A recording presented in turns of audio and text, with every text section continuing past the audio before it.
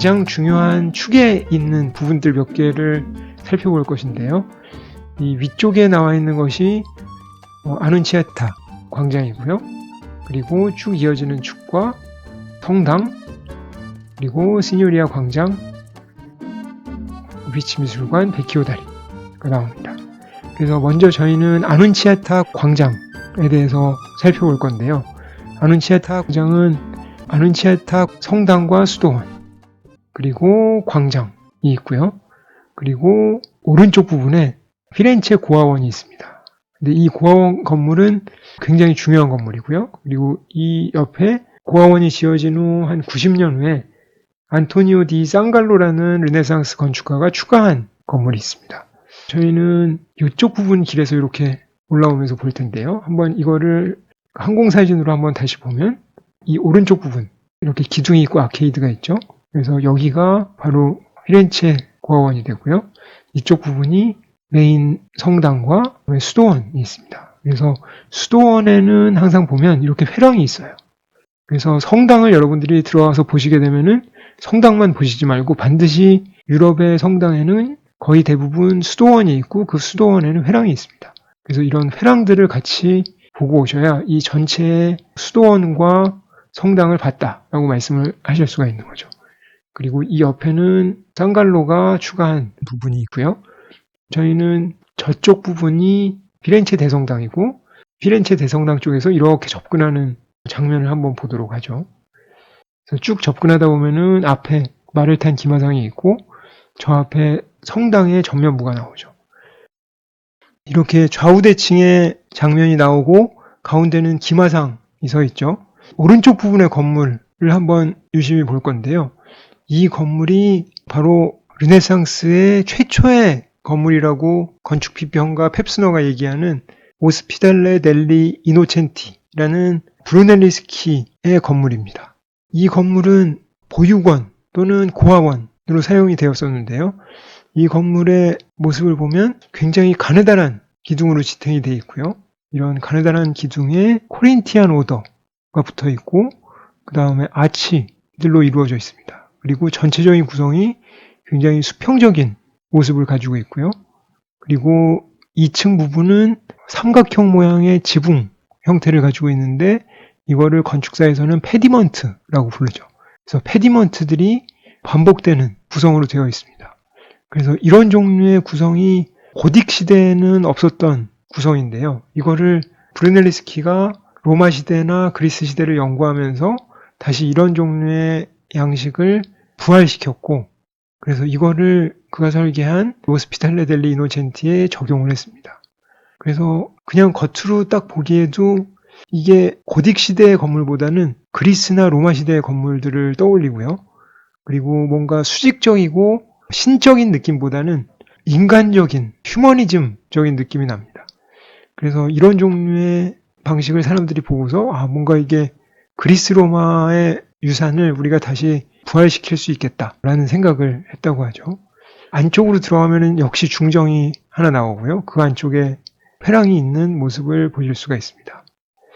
이 건물에 대해서는 나중에 브루넬리스키를 다루는 영상에서 더 자세히 다루도록 하겠습니다. 아눈치아타 광장에 대해서 조금 더 설명을 드리겠는데요. 이 아눈치아타 광장을 보면 좌우대칭의 모습이었었죠. 근데 이 광장이 처음부터 좌우대칭은 아니었다라는 거를 이 분석 도면을 통해서 알 수가 있습니다. 맨 왼쪽 1427년 도면을 보시면 이 도면에 브루넬리스키의 피렌체 고아원이 만들어진 거를 보실 수가 있죠. 그리고 이 위쪽에 아눈치아타 교회가 있기는 한데 잘 보시면은 이 앞에 회랑 부분은 없다는 걸 알 수가 있습니다. 그리고 이쪽 부분에 상갈로가 추가한 부분도 없죠. 이 광장을 1427년에 봤으면 좌우 비대칭으로 이쪽 부분에만 회랑이 있는 모습으로 보였을 거예요. 그런데 건축가들이 이제 점점 건물을 더 짓게 되고 1454년에는 성당의 뒤쪽 부분을 확장하게 되고 수도원의 회랑을 새롭게 만들게 됩니다. 여기까지는 특별히 이 광장의 모습에 영향을 주지 않는데요. 1629년에 변화가 생깁니다. 1629년의 모습을 보면 일단 앞쪽 부분에 회랑이 추가됐다는 걸 알 수가 있죠. 그래서 이 회랑의 모습이 브루넬리스키의 피렌체 고아원의 회랑의 모습을 본따서 만들었고요. 그리고 동시에 안토니오 디 상갈로라는 굉장히 훌륭한 건축가가 이쪽 부분의 의뢰를 맡아서 설계를 하게 되는데 상갈로가 고민을 합니다. 이 부분을 어떻게 설계를 할까? 나 자신의 개성을 뭔가 보여줘서 이 도시에 상갈로라는 건축가가 있다라는 걸 보여줄까? 하고 고민을 하다가 아니다. 그거는 아닌 것 같고 이 선배 건축가인 브루넬레스키의 인면을 존중하면서 도시의 광장을 질서 있는 모습으로 만드는 게 좋겠어 라고 생각을 합니다. 그렇게 해서 만들어진 광장의 모습이 이렇게 되고요. 이 광장을 정면에서 다시 한번 보면 이런 모습이 됩니다. 그래서 조금 아까 말씀드린 것처럼 오른쪽에 브루넬레스키의 고아원이 먼저 만들어졌고요. 그 다음에 성당의 앞쪽 부분에 로지아 부분과 이쪽 상갈로가 설계한 건물의 인면이 만들어지는 거죠.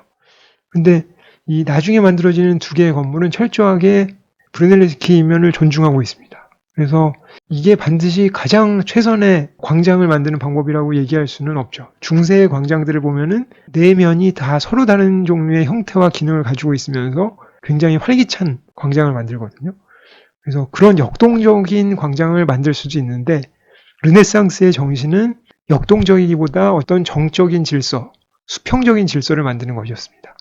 그래서 상갈로나 아눈치아타 성당의 정면을 만든 건축가는 자기 자신의 개성을 일단 접고 선배인 브루넬레스키를 존중하면서 이런 종류의 광장을 만든 거죠. 그리고 광장에 또 눈에 띄는 요소가 있는데 그거는 바로 다름 아닌 이 앞에 있는 기마상이 눈에 띄고요. 그리고 눈에 잘 안 띄실 수도 있는데 잘 보시면 이쪽에 분수 두 개가 있다라는 걸 알 수가 있습니다. 그래서 직전에 항공사진을 보면 기마상이 이렇게 앞에 나와 있고요. 그리고 분수가 이렇게 있는데 지금 공사 중이라는 걸 알 수가 있죠. 그래서 이런 방식이 르네상스 시대에 많이 사용됐었던 방식인데요. 기마상을 가운데 둠으로써 이 광장의 방향이 이쪽 방향이 정면이다 라는 것을 표현을 해주는 거죠. 그리고 이 분수 두 개는 분수가 물론 이렇게 놓이거나 이런 방식으로 놓이지 않고 양쪽으로 놓임으로 해서 전체 균형을 좌우로 잡아주는 방식을 사용을 하고 있습니다. 그래서 바로크의 광장을 보면 저렇게 분수가 있을 경우에 타원 형태로 광장이 있게 되는 경우도 있죠. 그래서 이런 경우에 분수 두 개가 타원의 중심에 놓이게 되면서 광장 전체의 구성을 보여준다라는 것을 알 수가 있습니다. 그래서 이거를 다시 도면에서 확인을 하면 이 앞에 기마상이 있고요. 그리고 양쪽에 분수가 있어서 광장이 어느 쪽이 정면이고 어떻게 균형이 잡혀 있구나 하는 거를 설명해 주면서 이 광장의 구성이 완성된다라는 것을 말씀드릴 수 있겠습니다. 다시 한번 말씀드리지만 이거는 르네상스와 바로크 초기까지의 광장의 전형적인 구성 방식이고요. 이런 구성 방식이 반드시 모든 광장의 해법이다라고 얘기할 수는 없는 겁니다. 광장을 조직하는 방법은 고대서부터 현대까지 굉장히 다채로운 방식으로 바뀌어왔거든요. 그 부분은 다른 영상에서 제가 한번 특집으로 다루도록 하겠습니다. 저희가 지금까지 살펴본 아눈치아타 광장은 여기 이 부분이고요. 다시 저희가 원래 계획대로 이 길을 따라서 도시의 축을 한번 쭉 따라서 와보도록 하겠습니다. 그러면 피렌체 대성당과 산지오바니 세례당에 도착을 하게 됩니다. 조금 더 확대해 보면 이런 모습을 보실 수가 있고요. 그래서 세례당의 아래쪽 부분과 두오모 성당의 아래쪽 부분은 비슷한 재료다라는 걸 알 수가 있어요. 아까 말씀드린 대로 이 돔은 르네상스 때 만들어졌는데 그 아래쪽은 중세에 만들어진 거고요. 산지오바니 세례당도 대성당이 만들어지는 비슷한 시기에 만들어졌습니다. 산지오바니 세례당은 이렇게 생겼고요. 잘 보시면 대리석으로 지어졌고 대리석의 색깔이 다른 것들이죠. 약간 밝은 톤, 하얀 톤에 가까운 게 있고 그 다음에 초록색 톤에 가까운 것이 있습니다. 그래서 여러 가지 대리석이 이태리 중부 토스카나에서는 나기 때문에 그런 대리석들의 톤을 이용해서 하얀색, 그 다음에 약간 초록색, 약간 붉은 톤을 섞어서 이렇게 만들었다는 걸 알 수가 있죠. 그리고 피렌체 대성당과 산지오바니 세례당이 비슷한 중세에 지어진 거는 맞는데 시기상으로 보면은 산지오바니 세례당이 피렌체 대성당의 밑에 부분, 중세 때 지어진 고시대보다 조금 더 앞시대에 속해요. 그래서 이거는 12세기 초반에 지어진 거고요. 1060년에서 1150년 정도에 지어진 것이고, 피렌체 대성당은 보면 13세기에 지어진 것입니다. 그래서 그 13세기를 피렌체에서 단테 시대라고 부르는데요. 그 시대에 굉장히 중요한 건물들이 많이 지어졌습니다. 이 건물들을 피렌체 항공사진을 볼 때 항상 눈에 띈다라는 것을 아실 수 있는데요. 이 장면을 저희가 영화에서 친숙하게 많이 보셨을 거예요. 이 영화가 어떤 영화인지 혹시 알아보시나요? 네, 맞습니다. 냉정과 열정 사이라는 일본 영화고요. 이 영화의 주인공들이 피렌체에서 만나는 장면이 있습니다. 피렌체에서 만나는데 잘 보시면은 지금 이 촬영한 장소가 바로 아눈치아타 광장이다라는 걸 알 수가 있죠. 여기 지금 기마상이 있는 게 저희가 아까 이쪽으로 방향성을 가르친다라고 얘기했었던 바로 그 부분에서 촬영된 거고요. 이 영화 냉정과 열정 사이에서 보면 남자 주인공이 여자 주인공을 다시 만나고 싶은 생각에 피렌체 두오모 꼭대기에 올라가서 앉아있다가 우연히 다시 여자 주인공을 만나게 되죠. 남자 주인공 이름이 준세이였던 걸로 기억하고요. 여자 주인공 이름이 아오이였던 것 같아요. 그래서 준세이와 아오이가 이렇게 극적으로 피렌체 두오모에서 만나면서 배경음악이 흐르고 이 당시에 헬기 촬영을 했었던 걸로 알고 있는데요. 헬기 촬영으로 전체 두오모 장면을 보여주는 장면이 펼쳐집니다. 이 두오모 위에 올라갔는데요. 이 두 명이. 도대체 이 두오모에 과연 어떻게 올라갔던 걸까요? 저렇게 가파르게 생긴 두오모에 어떤 방식으로 올라가는 동선이 있을까요? 그리고 이 거대한 돔은 도대체 어떤 방식으로 만들어졌을까요? 피렌체 두오모는 브루넬리스키가 만들었고요. 아까 피렌체 고아원을 만들었던 사람하고 같은 사람입니다. 그 분이 설계를 하셨는데 연도는 1420년부터 34년까지 설계가 되어서 완성이 됐고요. 이 돔은 워낙 크기가 커서 도대체 저기다가 돔을 어떻게 올릴까라고 굉장히 오랜 시간 동안 고민을 많이 했어요.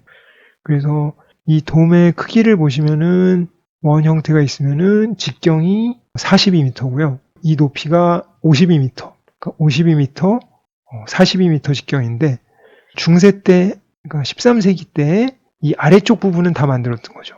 아래쪽 부분은 다 만들었는데 이 위에 돔을 올려야 되는데 돔을 올릴 수 있는 기술이 없는 거예요. 그래서 뭐 지금이야 타워 크레인을 쓰고 해서 여러 가지 구조 방식이 있기 때문에 해서 만드는데 그 당시로서는 도저히 방법이 없었던 거죠. 그래서 이거를 현상 설계를 했고요. 현상 설계를 한 끝에 당선된 안이 필리포 브루넬리스키의 이 안이었습니다. 그 안은 어떤 것이었을까요? 안쪽을 유심히 들여다보면은 격자 구조로 되어 있는데요. 필리포 브루넬리스키의 안은 단순한 격자로 된 돔이 아니라 이중으로 되어 있는 돔이었습니다. 이중돔이라는 게 그 건축사 책에 보면 항상 나오는데 진짜 어떻게 이중돔일까 궁금해 하실 텐데 필리포 브루넬리스키의 두오모 부분을 조금 더 자세히 보면 먼저 안쪽에 돌로 되어 있는 돔 부분이 있고요. 그리고 바깥쪽에 돔이 하나 더 있다는 걸 알 수가 있어요. 그리고 중간중간은 잘 보면 이렇게 가끔 뚫려 있어서 공기도 통하고 이쪽을 내려다볼 수 있게 돼 있습니다. 그래서 내려다볼 수 있다는 거는 사람이 그러면 일로 지나가는 거냐라고 하는데 실제로 지나갈 수가 있습니다. 놀랍게도 지나갈 수가 있고요. 그러면은 이거를 도대체 어떤 식으로 만들었느냐? 저 아래에서부터 거의 100m 이상의 높이를 받침대를 만들고 인부들이 올라가서 공사를 했느냐라고 하면은 그렇지 않았습니다. 브루넬리스키의 설계에 의하면은 놀랍게도 이런 종류의 받침대가 전혀 필요 없다라는 것이 그의 설계의 중요한 내용이었었고요. 이중돔을 설계를 하는데 시공 방법까지 같이 설계를 했던 거죠. 이 이중돔의 구조는 지금 생각하면은 어떤 거하고 약간 비슷하냐면 요새 사용되는 구조체 중에 여러분들이 가끔 보셨을 것 같은 트러스가 있습니다. 이런 트러스 구조를 사용을 하면 기존의 똑같은 콘크리트 구조의 기둥 간격이 예를 들어서 이 정도다. 사람을 그려보죠. 사람이 이렇게 있을 때 이 정도 간격으로 있어야 된다라고 하면 트러스를 사용하게 되면 훨씬 더 튼튼하게 기둥 간격을 넓힐 수가 있습니다. 그래서 이 정도 간격의 기둥 간격으로 건물을 떠받칠 수가 있는 거죠. 그랬을 때 이 트러스를 살짝 옆으로 눕혀서 휜다고 생각하시면은 이중돔의 이쪽 구조하고 상당히 비슷하게 돼요. 그래서 이게 완벽하게 트러스 구조는 아닌데 중간중간에 이런 지지체가 있기 때문에 두 개의 껍질이 이 전체의 돔을 지탱하고 있는 모양으로 되어 있습니다. 그래서 만약에 이거를 하나의 두꺼운 돌의 두께로 만들었다면 엄청나게 무거웠을 텐데요. 이거를 가운데 쪽을 비게 함으로써 마치 날아가는 새의 뼈의 중간 부분이 비어 있잖아요. 그런 것처럼 가운데 쪽을 비어 있게 해서 굉장히 무게도 가볍게 할 수 있고 사람이 일로 지나갈 수 있도록 만들었습니다. 그리고 또 한 가지 브루넬스키의 뛰어난 점은 시공 방법인데요. 이 돔을 시공하는 데 있어서 이쪽 부분에 이중돔이 있으면 이 돔을 이런 식으로 쭉 전체 한 부분을 쌓고 그 다음에 약간 돌을 들이밀어서 다시 한 켜를 또 쌓고요. 그리고 또 약간 들이밀어서 한 켜를 쌓고 하는데 이 앞에 쪽 돌과 뒤에 쪽 돌이 서로 지탱을 하고 있기 때문에 이런 식으로 쭉 끝까지 연속적으로 쌓으면서 전체의 돔을 아래쪽에 지탱하는 지지대 없이 꼭대기까지 다 쌓을 수 있었습니다. 서로 지탱하면서 쌓는 방법을 조금 구체적으로 설명드리면 지금 도면에서 보는 것처럼 이렇게 엇갈리게 벽돌을 쌓는 방식인데요. 이런 방식이 마치 청어의 가시처럼 생겼다라고 해서 헤링본 테크닉이라고 부릅니다. 그래서 이렇게 엇갈려 쌓는 방식이 중간중간에 들어가면서 서로 지탱을 해주고 이 돔이 아래쪽에 지지대 없이 쌓아 올려도 무너지지 않고 한 켜 한 켜 쌓을 수 있게 된 거죠. 그래서 실제로 피렌체 두오모에 가보시면 이렇게 엇갈려서 쌓은 부분이 있습니다. 이 부분이 바로 헤링본 테크닉, 청어 뼈를 흉내내서 브루넬스키가 만든 시공 방법이죠. 그러니까 지상에서의 높이가 90m 가까이 되는 부분으로부터 다시 55m를 쌓아 올려야 되는데 이거를 만약에 아래쪽에 지지대를 만들어라 라고 했으면 엄청나게 힘들었을 텐데 브루넬스키는 그렇게 하지 않고 이중돔을 사용해서 무게도 줄이고 이중돔이 서로 지탱하면서 한 켜씩 쌓아 올라갈 수 있게 굉장히 지혜로운 시공 방법과 구조 방법을 개발한 것이죠. 이렇게 해서 결국 채택이 돼서 지어졌고요. 여러분들이 방문을 하시면 놀랍게도 이 꼭대기, 준세이와 아오이가 올라왔었던 꼭대기로 올라가실 수가 있는데 그 올라가는 동선은 이중돔 사이를 걸어서 올라가는 동선을 따라서 올라가시게 됩니다. 네, 진짜냐고요? 네, 사진을 보여드릴게요. 네, 이렇게 걸어가게 됩니다. 이중돔의 안쪽 켜와 그 다음에 바깥쪽 켜 사이에 난 동선을 사람들이 따라서 올라가고 있고요. 이 사이사이는 제가 트러스라고 말씀을 드렸는데 물론 이런 트러스 구조는 없지만 일종의 트러스처럼 굉장히 가운데 쪽을 비워놨기 때문에 경량으로 만들어서 구조를 지탱할 수가 있는 거죠. 그래서 이런 가파른 경사를 따라서 올라가게 되는데요. 이 올라가는 중간에 구멍이 뚫려 있는 것을 알 수가 있습니다. 그래서 이 구멍은 이런 부분들에 뚫려 있는데요. 이 부분이 아까 말씀드린 바람도 통할 수 있고 그 다음에 사람들이 이쪽에서 안쪽을 내려다볼 수 있는 구멍입니다. 그래서 놀랍게도 이 구멍을 통해서 이 아래쪽을 내려다보면 정말 그 엄청난 현기증이 일어날 정도로 이게 높은 곳을 내가 올라가고 있구나 하는 것을 알 수가 있고요. 이렇게 계속 올라가다 보면 저 꼭대기까지 결국은 올라가게 됩니다. 그래서 이중돔 사이를 직접 몸으로 체험하면서 이렇게 고생하면서 저 위에까지 올라가면 드디어 피렌체 전체 경치를 볼 수 있는 돔 꼭대기에 도달하게 됩니다. 이 위에서 보면 시뇨리아 광장 그리고 베키오 팔라쪼가 우리 눈앞에 펼쳐집니다.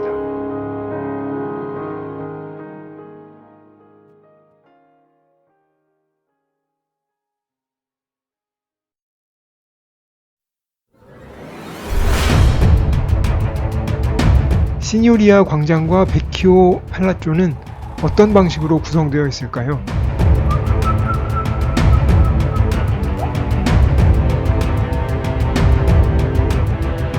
지오르지오 바사리가 만든 비밀 통로는 과연 피렌체의 어느 곳에 숨겨져 있을까요?